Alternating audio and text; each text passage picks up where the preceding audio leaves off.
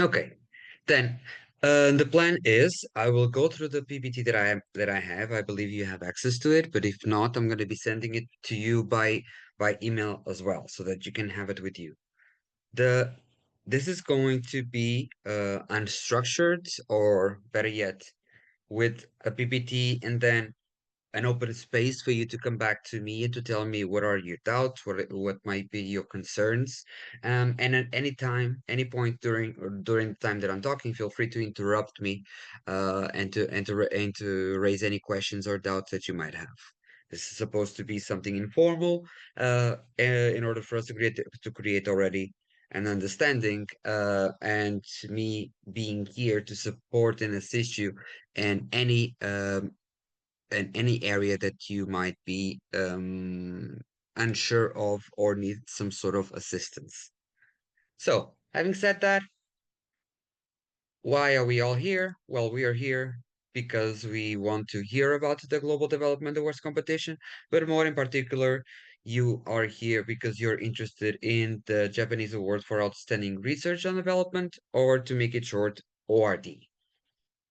But let's do a little brief so that I introduce you to what the GDAC is about. So the Global Development Awards Competition, GDAC for short, in order for us to save a couple of seconds. So this is a program that has been is implemented since the 2000s. It was launched by GDN, but it is being funded by the Ministry of Finance, the government of Japan, since the very beginning, through the World Bank. So there's a double connection here. Over 4 million dollars have been provided, both in research grants and project grants. And on the ORD in particular, we're looking at a 12-month implementation period. The MIDP, the other one for NGOs, is between 12 and 24, but ORDs are 12 months implementation. No more, no less of when you start the application. So that is the first point that I hope it is clear, is that it needs to be the timeline that is submitted is to be shown of a 12-month implementation period. Only individuals from LMICs and working with projects to be implemented and to assess a certain angle, any angle needs to be in LMICs, and therefore it's only for researchers with a limitation. And I'm going to go through the eligibility screening, but it's good to pinpoint it already, that 45 limit, 45 years old limit, for the PI and all the team members. So not just the PI, but also everyone that is involved in the project team needs to fulfill with that and all of the other criterias. The first prize winner will get 30,000, second 20, and the third prize 10. But everyone will be applying, and everyone will from the get-go need to submit a budget of 30,000. Another note that I'm going to make, there is no advantage whatsoever on you submitting a project that only costs 20. You will not have any extra points in order for indicating that you need less money than that is available for the first prize. It can actually go against you. So you need to present a budget that is balanced, that shows that you will use the 30K wisely, and you're gonna create impact with the investment on that project. This is a very dearing program to GDN because it's his longest program. GDN was created in 2000, and basically the program has been existing for as long as GDN has existed. So we take this with a particular interest. So I'm very happy to being involved in this. And in 2022, starting in 2022, what we did is that we added as well a follow-up grant, or a secondary research funding for the ORD, for the ORD winners, but it is not for a follow-up of the project that they're doing, but actually to assist the winners, the NGO organization, the NGO that gets Skill Up grant from their initial one, so that you can provide them with guidance from a scientific point of view. So NGOs in general, they're worried about their implementation of their projects. They're worried about their communities. They're worried about succeeding and providing all the conditions for their beneficiaries. And they're not so keen or not so willing or so experienced on taking a step back and assessing the impact of their work with a methodology that is sound from a researcher's point of view. So what we do is that once we select their scale, who gets the scale-up grant, we invite the winners of the ORD of that same edition of the ORD that by that time have concluded their initial project to submit another one that is aimed at assisting that NGO. So just to let you know, I want to emphasize this that by being a winner, you're not only going to get the comms training, you're not only going to get the funding, you're not going to get any support from all orders, but you also have access to a second type of grant in order to pursue even further your skills and to build upon on your curriculum. But I'm getting ahead of myself because that is exactly of what we try to do in order to actually develop the grantees beyond just saying you are a winner, here's the money, go and do your work.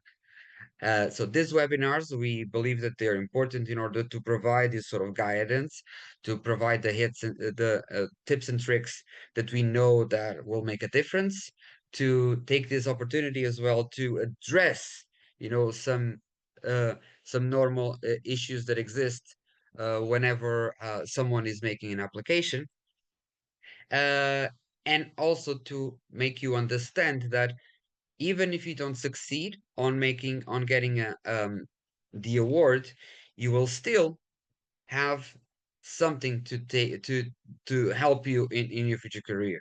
Because whenever you submit an application, what you can count on is that you will at least receive a set of comments on the proposal that you submitted by the first level by the reviewers. Because this is a multi-stage review, and at those that advance from one stage to the other have an opportunity to improve the application based on the comments and feedback that are received by the reviewers.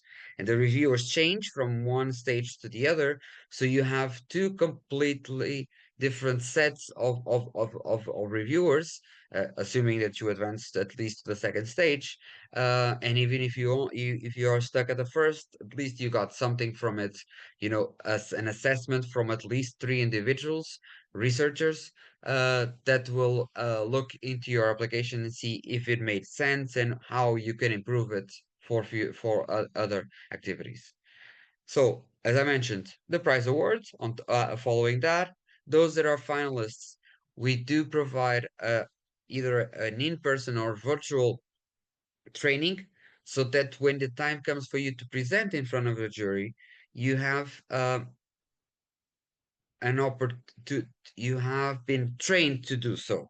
Because we know some people have more experience, some people have more experience, even on developing a PPT, you know, even on creating and simplifying a technical language to the common folks. And those are skills that do not grow with you. They need to be shared, they need to be strengthened. And so this training is provided in order to do that, because we want for all the three to be at the same level or close to the same level in terms of those soft skills, so that they're actually assessed based on the quality of of their research, based on their capacity and on their profile, rather than if they know how to talk in public and create a beautiful PPT. Everyone that is awarded gets paired up with someone that is an expert on the field, either or on the region or on the topic or both of them combined. Generally, we try to establish that connection between researchers from the global south and mentors, advisors from the global north, so that we already are stimulating a network more towards the advantage of the researcher rather than the advisor. But sometimes it sometimes no, most vast majority of the times it goes both ways.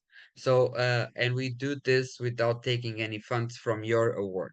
We do this paying directly to the mentor in order to do it. I talked already about these collaborative projects, the what we call the collaborative grants for the scale up projects, which are the GSTF grants. And last but not least, since this has been happening for 20 years, we of course have a vast majority of topics because the theme changes every year of individuals and NGOs that we want for people to cooperate and to talk with one another and to eventually create common projects. So, but then focusing on this topic. Well, digital health came to a halt, and all of this is coming more and more into attention. But we have key factors, key elements, and key moments in recent history that made these two combine. And of course, we cannot avoid by talking about COVID pandemic, closed down, health related matters, and then a huge strand that was placed on the digital world because everyone was stuck at home. So one had to force the other to evolve, and those two now were trying to understand how this digital transformation, looking into the long term, will have an impact on the health coverage on a universal scale. So we want to understand and we're challenging with in particular looking to the context in the global south and LMICs of how these technologies are actually being used and which questions can be put around this huge in terms and its impact in terms of improving or not access to health services. How is it making it more affordable, and how is actually increasing or not the quality of health services? We want to be able to prov- have research that has an impact on policy. So that is a key point another key point to keep it in mind. A researcher, there's only the research that will be awarded will be expected to have at least one article to be published in a journal, but also you'll have to have propose it and to look at it from what is the type of policies, what are the changes you're trying to make based on the evidence that will be raised and will be uncovered from the implementation of the project being proposed. So important to keep this in mind. One thing to keep in the back burner is only a minimum requirement will always be a research article, and a minimum and a big requirement in terms of scope of the project is for it to have a policy angle. How is this actually going to have an impact from that point of view? And the reviewers will be looking directly at that. So keep that in mind. It is a very important fact from this. So we want you to focus on that. I've had throughout the last month some questions on the email on people saying that, oh, I have an innovative project. It is policy relevant. It is original, but it is not exactly within the theme. Can I still apply? No, do not apply. Because in theory, in order for even you to be able to succeed in that scenario, would mean that you would have to have tens across the board in every single criteria except the theme and hope that everyone else then had mediocre proposals. That has never happened. So if it is not within the theme, do not do it. That's why we put there researchers are urged to focus on their own interest within the 2025 topic. Within that, within is very important and is a very uh, uh, it's a requirement. More than important, it's a requirement because otherwise, as you're going to see afterwards in terms of the review criteria, you're immediately going to be out in one of them. So, policy relevant, original. Side note here on the original, we will go through all proposals, will be assessed with plagiarism and self-plagiarism is included on this. And in terms of AI generated content. So if it is uncovered at any stage that the proposal was either plagiarized, including from oneself, or it is highlighted that it is mostly AI generated, it will be excluded as well. AI tools are tools. I myself use them as well. I use ChatGPT or other forms, but it cannot be the basis of the research and the proposal and the project that you're setting forth. You will need to defend it afterwards. You will need to adapt about it afterwards. So you need to everyone needs to understand that you have ownership of what you're putting forward. So be conscious of this. You can use it in terms to help, to guide inspiration, to brainstorm, but the content and the proposal that is set forth must be from the PI and the team as individuals. This is a very important and it's becoming more and more relevant. That's why we started adding AI tools, AI generated content checks, uh, and because we understood that there might be some people that take advantage of it. On the call, and here on this slide, I'm not going to go through this list, but I just what but the point that I want to make come across is that we only do the research questions there are examples, just to give you a general vibe of what you can think of. That's why we chose different ones in terms of basis for possible research projects. In order to clarify some doubts, in order to even hopefully inspire you. But these are not the sole ones. These are not the sole ones. That's why we put examples and then we gave plenitude of focus areas. And you don't have to do try to fit in all of them. It would actually be impossible, to be honest. It would be a very weird application if you try to check all the different focus areas, but instead it needs to fit in at least one of the focus areas that were provided on the proposal, on the call that are available on the call for proposals. And every content that I've displayed so far in terms of the PPT, these were available and extracted from the call for proposals. So you are still gonna get access to this in order to ease up your mind in case you want to share with your team or so. But nothing that is displayed here is not on the call itself. Okay, so I'm not going to go through this. I just wanted to highlight and to put it here so that you can easily refer to. The same with the countries. The eligible countries, it is a list, it is an annex of the call for proposals, and the focus is on LMIC countries according to the World Bank definition. The list is here. You can see it afterwards, check it. And while on the MIDP, we might have give priority to low income countries if there is a tie or so. On the ORD, that is not the same the case as well. We mostly go by the normalized scoring, average scoring, following a balanced weight depending on the criteria, uh, and is about it. So, as I mentioned before, eligibility. How? The country, as we said, the age of all the team members, not just the PI. If it is uncovered at the beginning or afterwards that there was double funding, the award can be and will be cancelled, and the money and the funds already provided will need to come back too.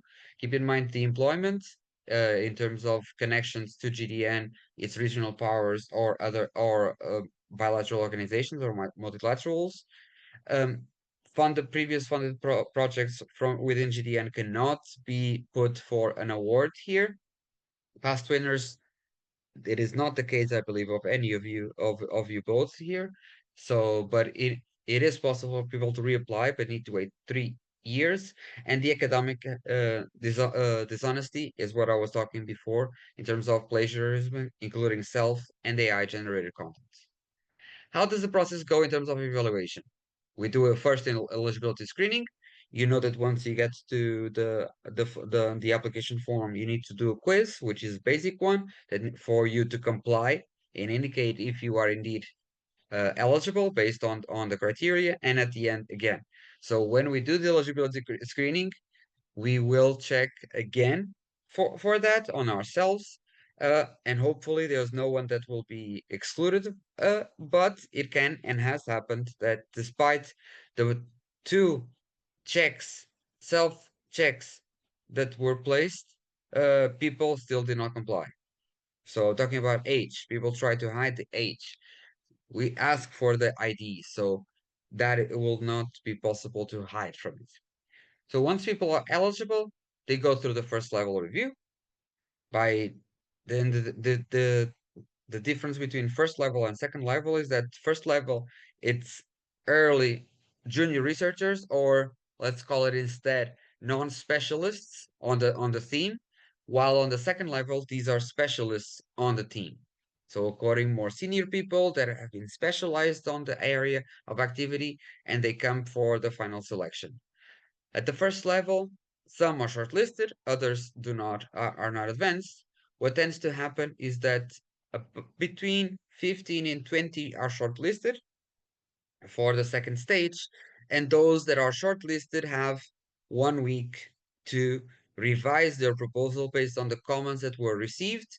Those are excluded, unfortunately, are out, but still will have access to the comments from the reviewers from the first level. Second level review is repeated, but instead of 15 or 20, only three move to the final stage. These are called the finalists. They once again will receive comments. They will have 2 weeks to revise their proposals based on the comments to do, while we are dealing with the arrangements to go and travel to the conference and so on, because winners will go and present at the GDN conference, which this year is happening in Clermont-Ferrand at the end of October, and where they will get the comms training. Those that do not advance get another round of comments from the reviewers, and in order for them to pursue any other opportunities within GDN or outside of GDN with a revised and improved proposal, since they already received two sets of comments. The criteria is based on three big areas: academic quality, links to policy. You remember that I was talking about the importance of making it focus on a policy impact, and in terms of feasibility. Reviewers will assess them based on these different 10 elements, and these 10 elements are based on different guiding questions that are provided throughout the application template, which we will go through very shortly. And at the end, the three finalists are evaluated on a simplified grid of criteria that the jury will face, and the jury is selected with representatives from GDN. The president of GDN is part of the jury. The director of the JICA Research Center, so the Japanese Research Center, is thus chair the jury, and then we have generally two additional individuals that are specific and experienced on topic, and that will be there to listen and then Q&A, evaluate, and participate on the selection. You are not here for ORD reviewers, so I will stop at this moment in time and open the floor for you both. What are your current questions and concerns or elements that you might be needing some assistance? Thank you for the presentation. My name is Ruth and I'm from Uganda. My question is to the eligibility criteria. Yes. When you say early career researcher, do you mean like, does the person have to have a PhD or a master's is fine? What's the definition of the early career researcher being used here? Are we talking about ORD for ORD or ORD reviewer? Just to make sure we're talking about the same thing. For the awardee. ORD, we're talking about people of up to 45 years old. No need to have a PhD. There's no exact requirement. What people Okay. will need, having a PhD does not mean that you are a specific expert or have the capacity to do a research project, right? You can have just a bachelor's and have experience on managing projects and showcase and do it. The reviewers, they will look into the CV that is uploaded, see what are the functions of the PI and every other and all the rest of the team, and then do the assessment in terms of the criteria for research team in terms of feasibility. Okay, thank you. You're very welcome. Anything else from your end? Not at the moment. Not at the moment. Okay. Grisha, I think I saw you unmute. Yes, I'm interested on the first criteria of age. I mean, of the criteria of age. When you say all the team members, I think it also includes people that gather, for example, data.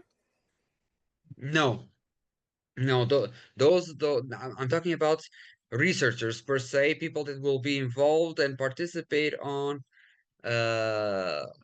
on the core of the research that will do the articles and whatnot. I'm not including here like the volunteers or the technical people that will not be considered within the research team, that you will not be uploading their CVs.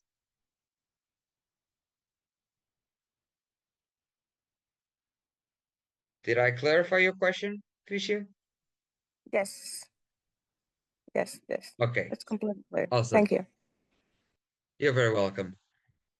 Anything else at this moment in time that comes to your mind? Yes, I do have a follow-up question. So for the team Yes. members, from your experience, is there like an ideal number for the team member? Like, can there be like three or four or five? What's the maximum number from your experience? So I've seen it all. Let's put it like that. I've seen it all. Last year, the first prize winner, even got it without a research team. It was her, just setting forth. In other cases, they had three or four. What matters the Okay. most in my recommendation is for you to um look at put that expression, too many cooks in the kitchen, uh in your mind when setting up the tasks, because then generally Mhm. when you have too many people, then the budget for staff tends to be quite high, Yeah. right?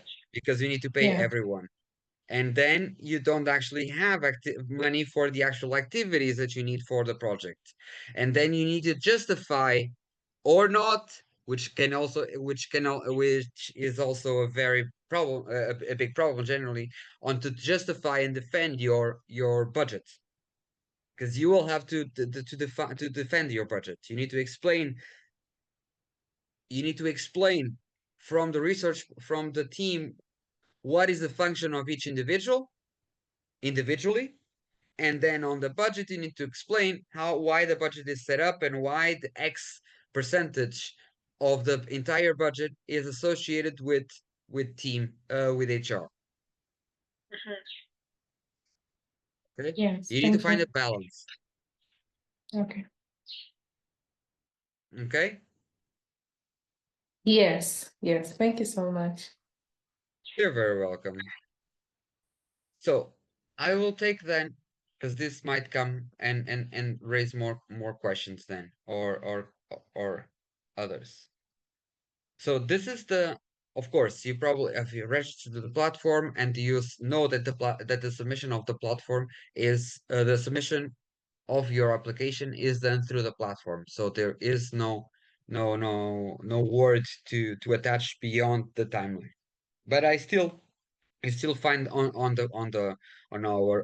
webpage an application template, so that you can work offline if need to be, if you want, with all the fields that are going to be requested on the portal. And I'm bringing this up because I want to highlight this component that comes across the different fields. So these are the different fields, you know, you need to provide a summary of the research experience, a summary of the institution. Uh, you need to indicate what is the research question and so on and so forth. And something that is that is constant is one, a limit of words, which the system will block you from advancing if you are beyond that, and two, guiding questions. And these are extremely important. Please do not neglect them because these will be part of the review guidelines that are provided for the ORD reviewers for their evaluation. And these are associated with specific criteria according to the title and what we're being looked at.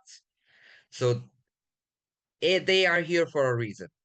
They are not here for you to, copy this and put it on the text and then reply to the question. That is not the point. Why? On one hand, it's not the point because if you do that, you're immediately losing words. You know, just by putting it this here, you already lost 7 words out of the 300. If you put all of the questions that are here on this case, you immediately lose 10% of the space for questions. What is expected is that while you are describing and going through on the research question, on the content itself, you the answers are embedded, by replying and saying what it is about and the topics and why you created it and what you're trying to achieve from a very succinct way. That is what is expected. So do not put the questions and answer. You will not get extra points from that. You will not be in a pace of advantage and actually can go against you because if you're not able to do that without putting the questions, then you are demonstrating that you don't have the capacity to synthesize to be succinct and to structure your thought processes and your ideas from to different audiences, to how can therefore the reviewers then think and be sure that you're able to implement a full-on project. Was this clear for you both? Yes. Okay. Yes.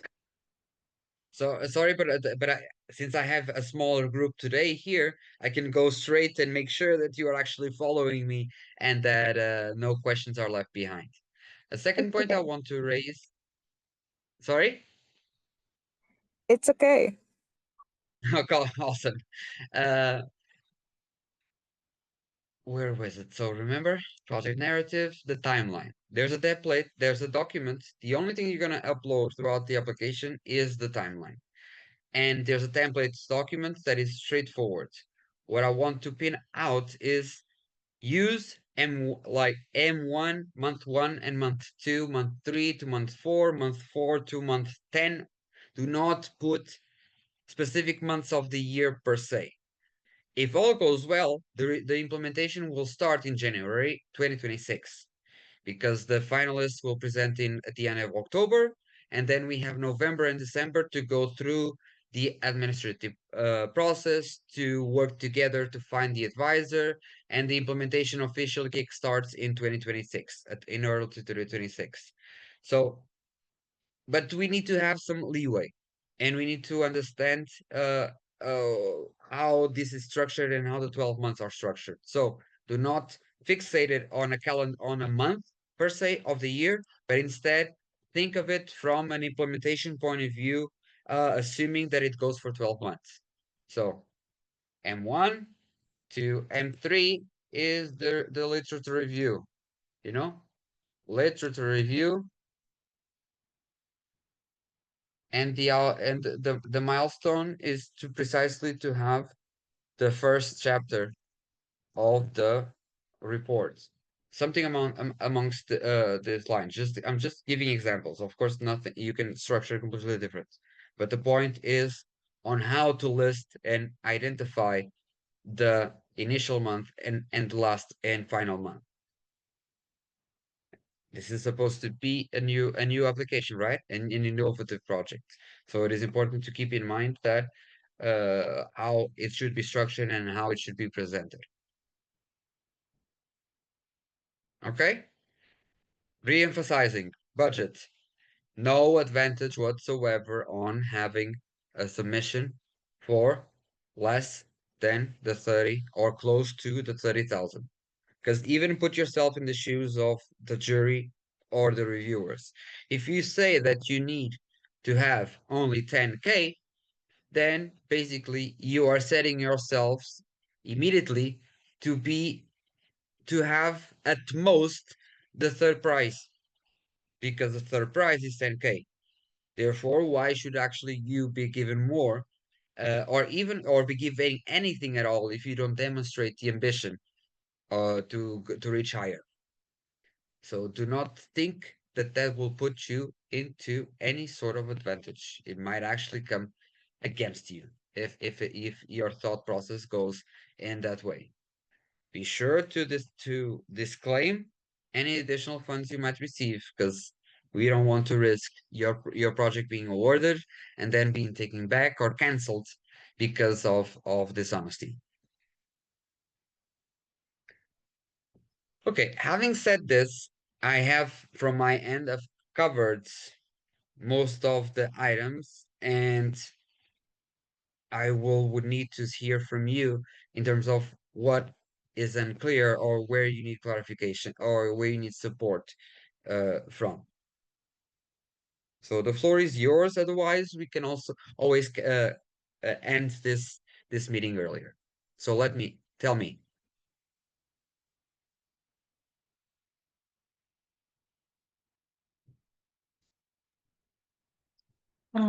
Thank you. I have no questions, except to say thank you for your time. Perhaps I know that going through this presentation is already giving us insights of how to win, but what are those extra tips of how to make a good So, so to make a big focus is on the biggest tip that people tend to fail is the one that I talked about in terms of answering to the guiding questions, of putting them in your mind. And we're talking about AI. Remember that I was talking about AI? Something you can do as a suggestion maybe is uh, go to AI after you fill it out and see and ask it if the questions are being answered. Put them, hi ChatGPT, I wrote this. Am I within it answering these questions indirectly?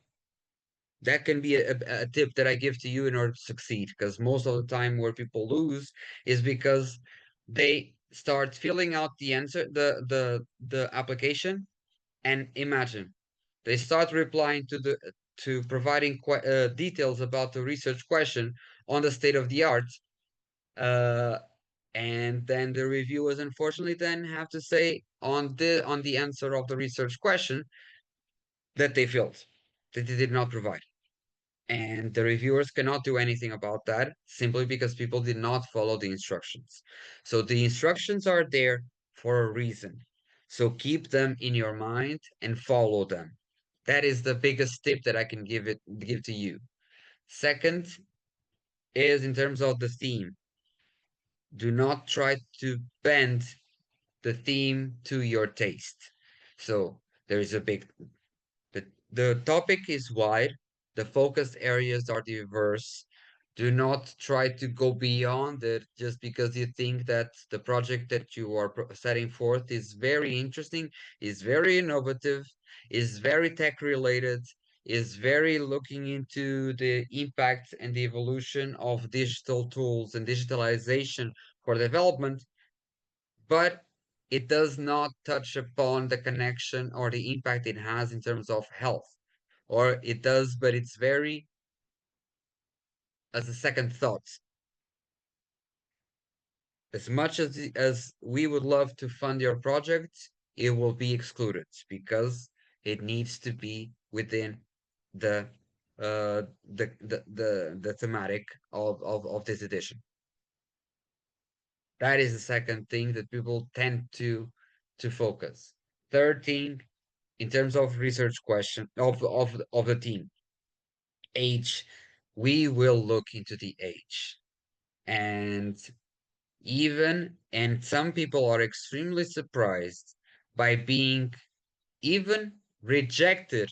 And I hate when that happens. Honestly, I hate when that happens, that they do not even go into the first stage of the review because they think that because it's a team member, not a PI, that the 45 years old does not apply. It does. And you will be excluded if you do include someone that is above 45 years old, especially especially when it is someone that you've worked with for some time and is sort of like a mentor, a previous mentor. That will be a big no and a big no go across it. Another tip that I can give you is on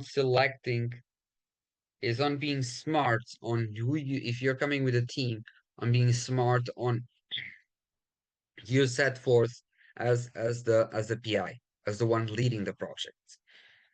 There's no limits on the amount of people that can be part of the team, but you need to be smart on who you're going to set forth and who is actually going to be the face of the implementation.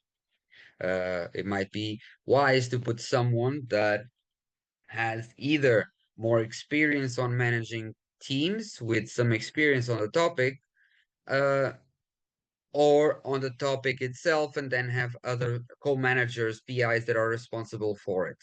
What is important for you to demonstrate is that from the get-go, you have clear roles defined. So each individual, you're gonna see that each person will have to do will have to register on the platform. Everyone that is going to be there. Only one submission is to be done, but everyone can work on it as long as they are invited to be part of the same application. And each one of them will need to, on top of the main uh, on the team, because there was that field about the team, I believe is right at the beginning, the summary of the team's expertise, where you talk as a whole, combined efforts of everyone. So a tip here is be wise in terms of what you talk about individually on each other's profile and when you put in the application as a whole, because this one has a limit, the other one does not on the individual level, but showcase that you have a structure of a team with well-defined roles and responsibilities from the get-go, because this will be filled individually. So make sure that you are coordinated between one another. Otherwise, it can be weird if if you are four and this is the same for all, something is off. Something will be definitely off. Each one should be responsible for different areas according to, and the reviewers will do look at the responsibilities, their role, compare it with the CV, and compare it with everything that comparing to that summary that I shown before, that will be part of the main application, and how they then work, how their work and their expertise matches the needs for the implementation of the project as a whole. Timeline we already gone through on it. Guiding questions and how to incorporate. We have gone through it. I'm gonna repeat. Do not copy. Put it there. You're losing space and answer to it. That is not expected, and that is not what you could do. Um, Fourth or last application that basically summarizes all of these things together is that if you want to go the extra mile and be fully aware of how the reviews and how the project is going to be assessed, well, why not go and check how the reviewers are going to do their work. So you could go to and check the guidelines of of the that the reviewers will do, and where is it, and how can you actually do that? It seems like something that is not uh, shouldn't exist. Well, it does because we aim to be transparent. So if you go to the GDN website or the link tree that that you should know, but that exists, that link tree that you can access from everywhere, and you go for the ORDs and MIDP reviewers, that points to this website of GDN. What you can do and check is check out the guidelines for the review process. And if you go there, you actually see what I was talking about, all the research questions, um, and how they will have to do that. Because you see exactly what they're looking at, what are the instructions that they're going to follow, and the different criterias that they will need to follow. See what I was talking about? This is one element of criteria, the quality of the research, and the review questions that are going to be that are going to guide the scores that you're going to provide. So these are the best tips and advices I can give to you in order for a successful application at this moment in time. Thank you very much. You're welcome, Ruth.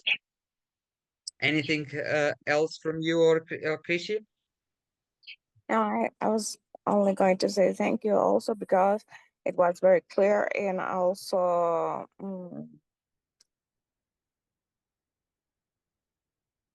it helps to understand even better the guidelines that are online. Awesome. I'm glad that it was worth it then. I think that then we can close this session. Keep in mind you are more than welcome to come to another one. Because you might have come here in order to start because you wanted to understand what was the best way to start the application. And in 2 weeks' time or so, there's another session.